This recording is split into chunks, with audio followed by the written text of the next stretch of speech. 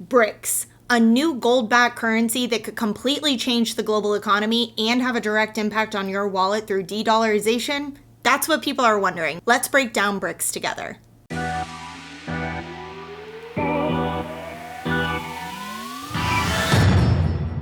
Hi everyone, I'm Taylor Kenney with ITM Trading, and today we're going back to basics on who and what BRICS is and how it affects you. In 2001, chief economist of Goldman Sachs, Jim O'Neill, coined the acronym BRIC, which stood for Brazil, Russia, India, and China. He created the term to describe the countries that had the fastest growing economies, who he thought would dominate the global economy by 2050.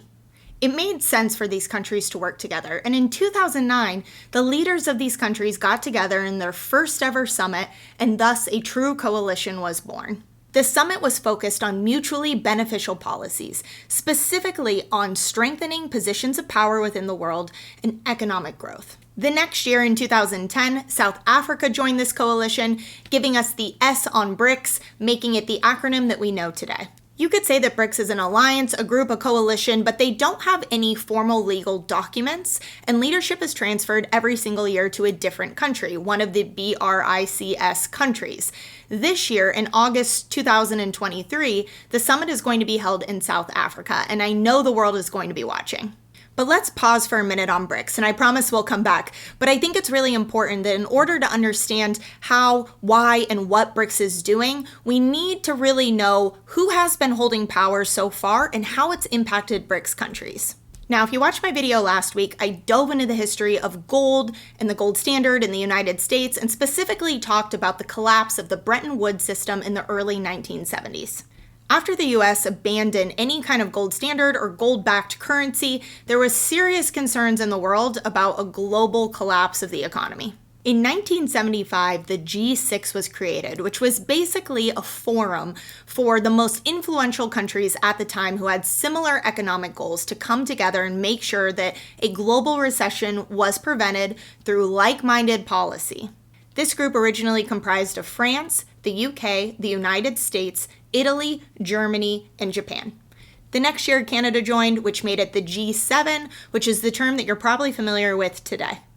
As a side note, while it's called G7 today, there was a period of time where it was called the G8. In 1998, Russia joined, and they remained present up until 2014. They were then kicked out for annexing Crimea from Ukraine. More on Russia in a minute. While the G7 isn't a formal institution, they do carry significant influence, power, and decision-making weight. For example, when Russia invaded Ukraine, significant sanctions were levied against Russia. Now, as a reminder, in this G7 group, we have the dollar, the euro, the pound, the yen, right? All of these combined, these currencies combined, it's a significant force to be reckoned with. As it stands today, the majority of international trade is done in the US dollar, and about 60% of foreign exchange reserves are held in US dollar, making it the most powerful currency. Because of this, US sanctions hurt because countries use the dollar. Whether they want to or not, they are going to feel the impact. As it stands today, they haven't really had a choice. But these sanctions come at a cost to the US. Other countries are upset. Take Russia and China, for example. Trade war with China, Russian sanctions. These countries no longer feel like they want to be dominated by the dollar. They feel that it is oppressive and they want out from under the US dollar's regime. This is what is catapulting forward BRICS. Now, it's important to note that the G7 is Western-controlled power and leadership. Over these economic policies, the BRICS countries don't have any say, and it would be hugely beneficial for them to live in a world where they don't have to bow to the US dollar and they have more influence and sway over economic policymaking. While there is political unrest within these BRICS countries, it is important to note that they do hold 43% of the world's population, and their combined GDP is more of that than the G7 countries combined. Leading up to where we are today, BRICS has been asking for reforms and influence they have been denied and met with resistance, which is spurring them to take matters into their own hands, such as creating the New Development Bank, which is where BRICS countries and other interested countries actually pooled their money to create their own bank. This bank was designed to help with development within these countries, but this is where it starts to get really interesting. There are other countries outside of the BRICS, Brazil, Russia, India, China, and South America, that are interested in getting in on this action. Some of these countries that invested funds into this new bank were Egypt, Indonesia, just to name a few. These are also countries that are interested in becoming members of BRICS. To date, there are 10 countries that have applied to be BRICS members that we know of, and another 20 that are interested in learning more by either attending the summit or potentially applying for membership in the future. Why does this matter? Well, out of these countries, there is one that jumped out at me right away who's interested in joining, and that is Saudi Arabia.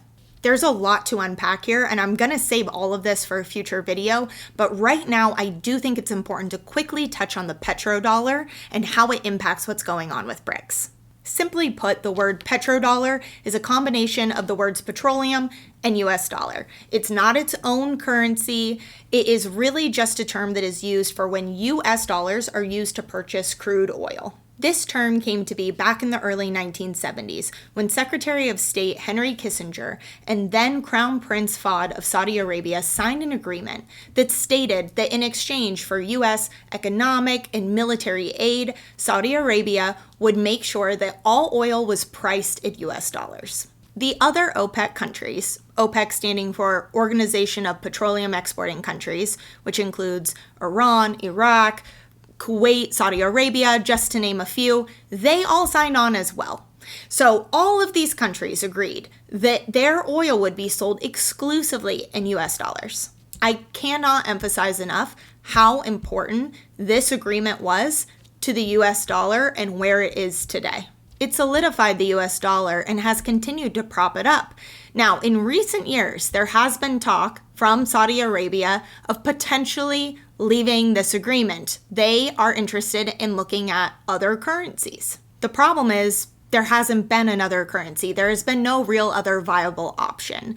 That being said, they have made new friends in recent years. As political unrest continues and tensions rise between the US and Saudi Arabia, they have found new friends such as China. And this is where I bring it back to BRICS. Saudi Arabia has applied to be a BRICS member. We know that Saudi Arabia is close with China. If they become a BRICS member and support a BRICS currency, there is a real possibility here that this currency could be used in the future as an alternative for oil buying currency. Long story short, it gives a lot more weight to this conversation around de-dollarization because of a BRICS currency. So let's talk about what is next and how this would actually work. Now, the current plan is unclear. We don't know exactly how this currency would operate. So far, what we can understand is that the initial plan would be to have the countries maintain their own original currencies, and on top of that, there would be a BRICS currency that would be used more for trade and as a new foreign exchange reserve. So most likely, the BRICS currency would be used in tandem with the original individual currencies. Now, where this gets interesting is that it has been released that this currency might be backed by gold, or there's a plan to have this currency be backed by gold. Obviously, if that is the case, it gives it tremendous power and a much better chance of being successful. But what we don't know is the plausibility of that backing as it stands today. Will it actually be convertible? Is that a possibility? I don't know. One thing I can say, however, is that it is a fact that BRICS countries are buying up gold. They're buying as much gold as they can get. China in particular has been on a buying spree since November. So there is definitely something in the works here. So what does this mean for you? What I suggest is be smart here. Get educated and put together a strategic plan. Regardless of the timeline of this or what it's going to take to have a currency backed by gold, if one thing is clear, it's confirming what we've all thought. These countries are coming together with a clear intent to rival the US dollar. This eventually all leads to a reset, and in order to gain that confidence back in the currency, that's where gold comes in. I'll leave you with that today, but for more information, be sure to check out our other videos. I know this is not going to be the last time that we cover this topic, especially with everything coming up over the next couple of months. So if you're not already subscribed, do it today. This is truly only the tip of the iceberg on this topic, and there are so many other topics to get into as well. I'm Taylor Kenney with ITM Trading. Thanks for walking through today with me where we've been and where we're at. Until next time.